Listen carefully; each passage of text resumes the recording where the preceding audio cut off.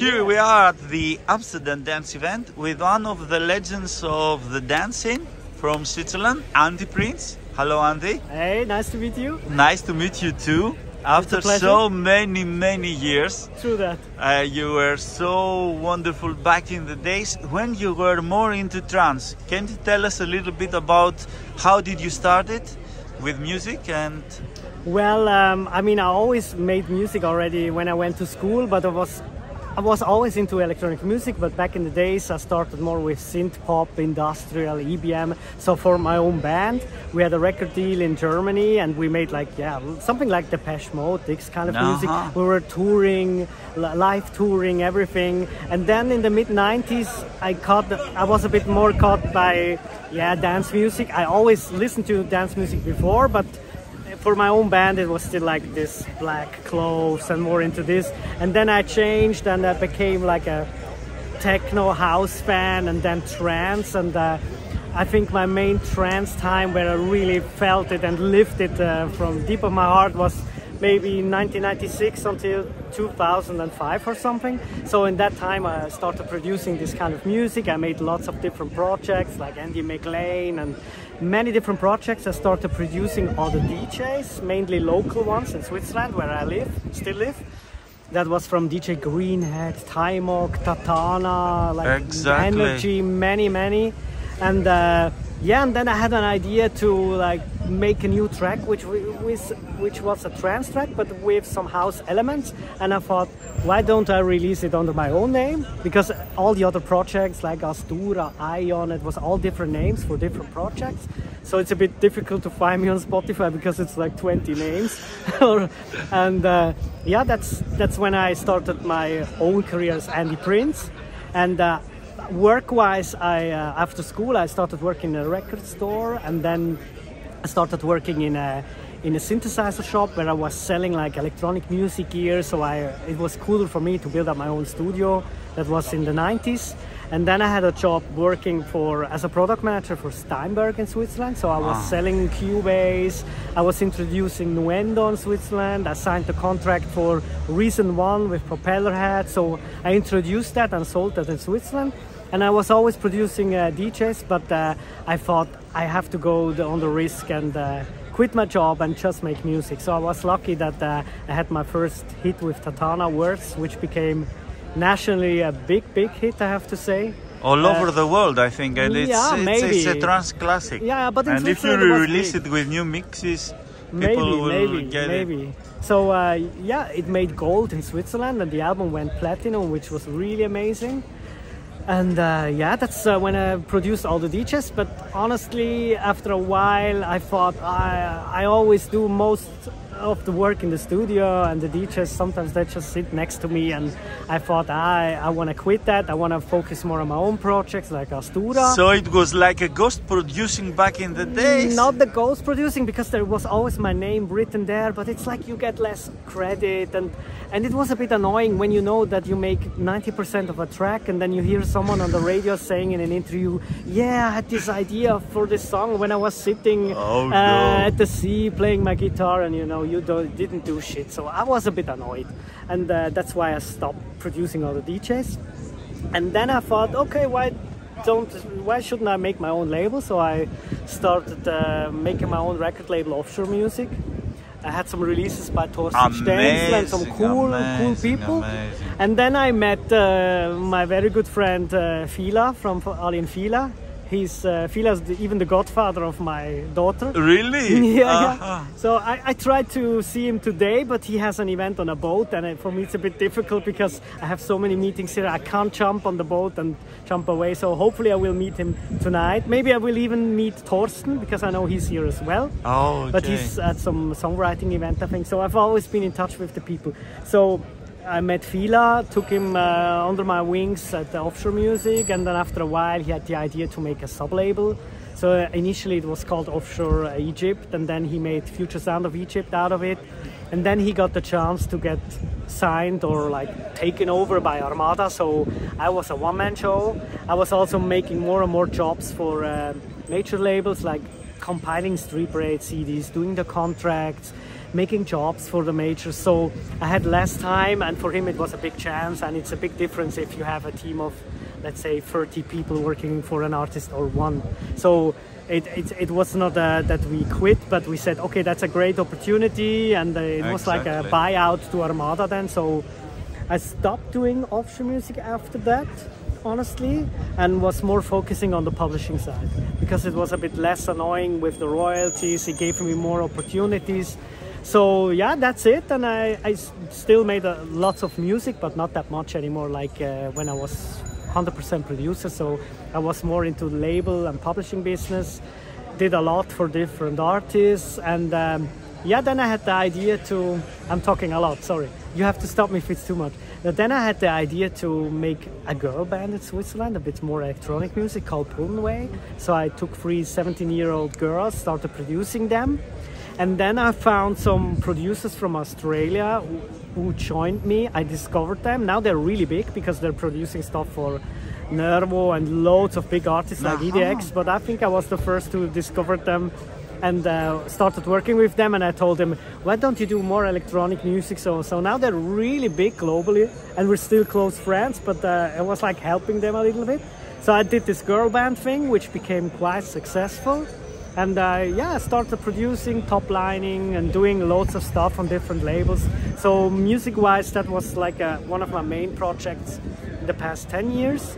And then I was at MIDEM, the other trade fair, not ADE, and I met an old record label in Switzerland, and I wanted to sell them this girl band project. And we started talking, and then they offered me a job. And I was like, okay, after 18 years of being self-employed, that sounds nice, it sounds interesting. So I started working there as an A&R and label manager, and last year I became like the boss of the local department. So I have a team here, and because initially this company is a distribution company, they still distribute labels from abroad like Pias, Beggars, and Load Mute. So half of the team, in electronic music. really good stuff, and also like in the past, Minister of Sound. But the problem is sometimes it gets bought by Sony and then it's away. So half of the team in our company is like doing the distribution business, and my team, it's not a lot, it's 3 people including me, so it's 2 more. We have our own artist roster, so it's anything from old Swiss artists who even sing in German, Swiss German.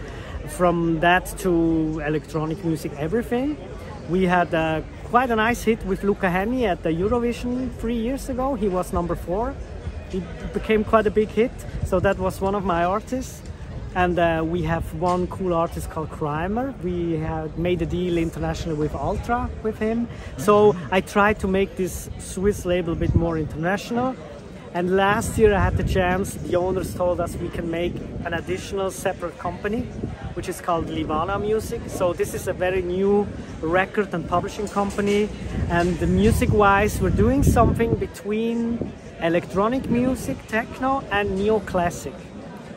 Maybe you can imagine like John Hopkins meets Aurora, London Grammar, maybe something in this direction. So we signed a couple of artists, and we just started, and there we tried to make something like really different. But we can't use that much time because we're running 2 companies, it's only 3 people, so we're in a transition now and trying to make something really nice happen with these artists, some really cool artists there. So you can look forward to hearing some great music from these artists. And myself, I started focusing a little bit, making music for myself again. So maybe next year, if I feel like, I'm gonna release a couple of EPs or maybe an album under my own name again. Okay, and what kind of sound? Music.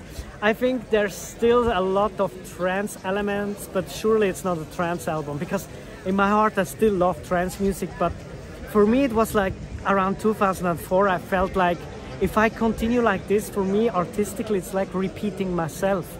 And the direction which trance took, and it's a normal process, it's always a development. I mean, it's not better or worse. I mean, you can't say back in the days it was better. Exactly, I don't like that. You're young, you like it, it's another area, you know? So maybe for me it's not the same area anymore. I have a family, I'm not going to clubs anymore that much, and so it didn't feel like really if I continued doing this trance. And I also didn't feel that kind of trance that much anymore. And for me, it felt like repeating, so I somehow stopped doing trance. But in my music, you always find trance elements. And I always like to do anything from pop music to synthie pop to trance, house.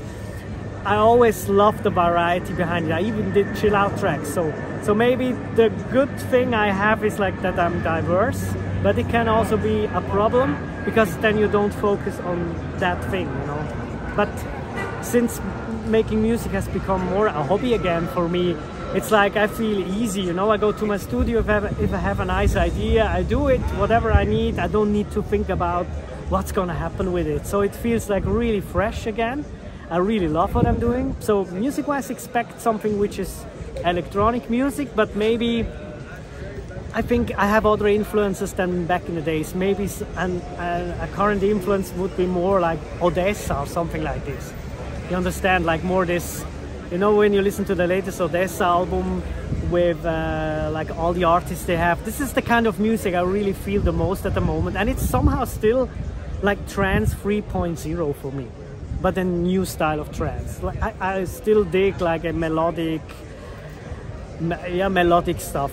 So I believe that trance now is everywhere. For that reason, you cannot find it. Even the techno artists are playing trance. They just don't accept it. I mean, but they maybe just use all the great trance melodies to make techno tracks, and even the good techno tracks are those that they have melodic elements. I mean, you hear Charlotte David playing a remix of Age of Love, you know? I mean, Age of Love is a legend track, you know?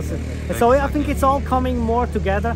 I think the good thing is nowadays, it's also more possible to mix everything without having to say, this is trance, this is techno, or no, you can't do a dance track with a rap on it. You can do everything, and this is nice. I mean, of course... And the people are more open-minded. More open-minded. I mean, we listen to music. I mean, if someone loves music, it doesn't matter if it's classic, death metal, it's music. And we're all on the same page, and music is the best language in the world. And I think you can mix it, you don't have to, I mean, just let everyone do what they love.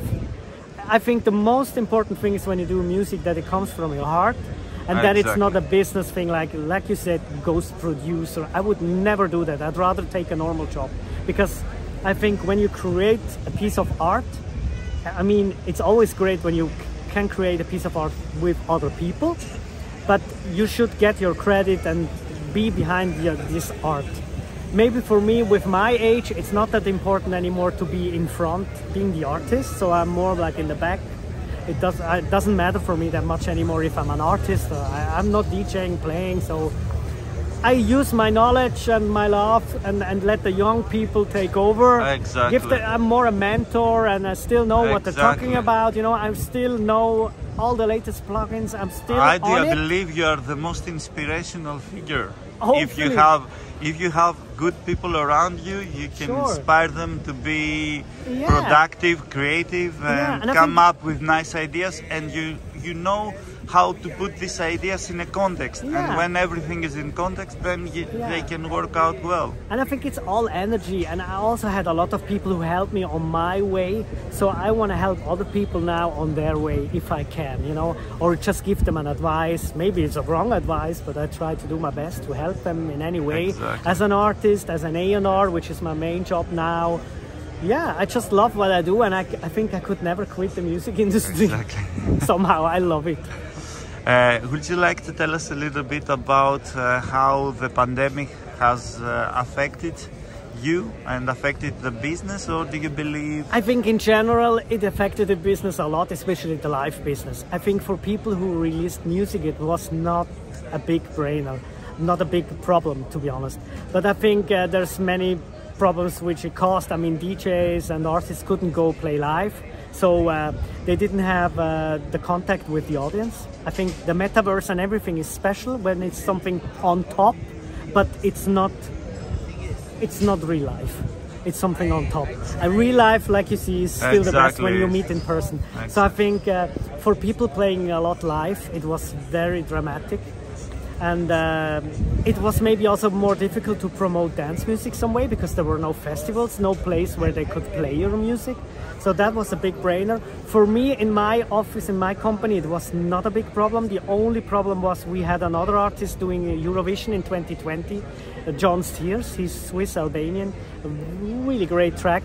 And then the Eurovision was cancelled. Oh. And this is something like, you have 5 million streams or 50 million streams, it can make a big difference. So for us, economically, that was maybe the biggest damage we had. But we can't complain. For other people, it was much worse. For me personally, it was not a big problem, to be honest. I mean, I was making more music than ever, honestly. Sometimes when I went to work, I felt like in the movie I Am Legend, because everyone has a different approach with this pandemic.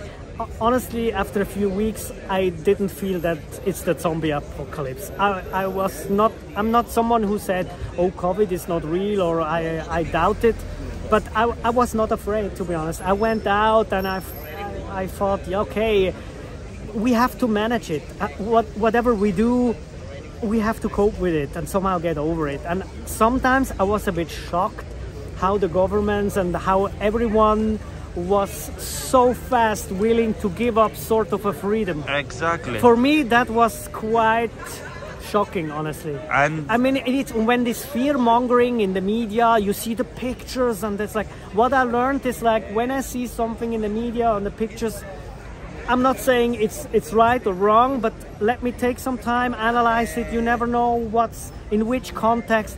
Let us be more open and think and discuss also. I mean, what I find super cool about, let's say, for example, Switzerland, also the political thing where I live, even when you have a completely different opinion than I have, and we can fight about our opinion, but I think the most important thing is that even if we don't say we're on the same page, we have a drink afterwards and say we're still friends. And this is something which got lost in the pandemic.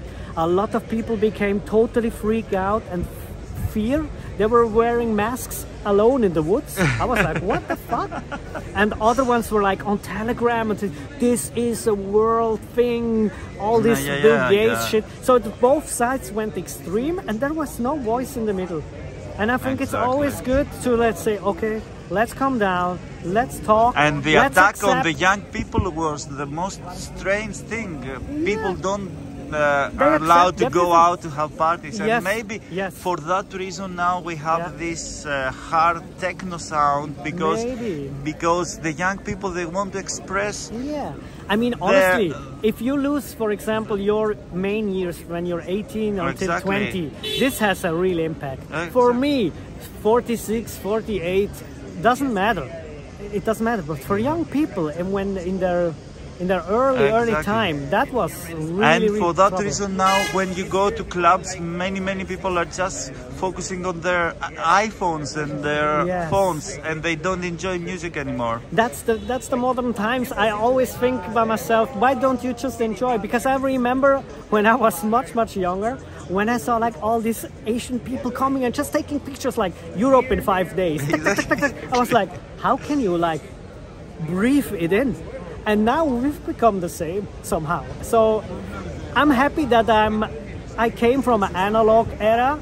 I knew the digital transition, so I know both worlds and I can enjoy it. And of course I use a lot of social media and everything as well. But I think it's easier for us who know both worlds, and we know also where we should stop. For very young people, just to be there, it can be very dangerous, especially Instagram for young girls. It's not real life. It can be very dangerous. About Amsterdam Dance Event, what do you think about it? Do you like the new version of this year? Any suggestions, comments? Honestly, I really love it, and there's no suggestion. I think it's the most important thing. I mean, you have many opportunities these days digitally. You can make music with someone in Montreal, in Melbourne. You don't need to meet, and you can make art. This is something super cool. But still, it's also awesome to meet people in person. And here you can meet lots of people. I think how they organize it is tremendous. It's awesome what you can do. It's lovely people. I like the place.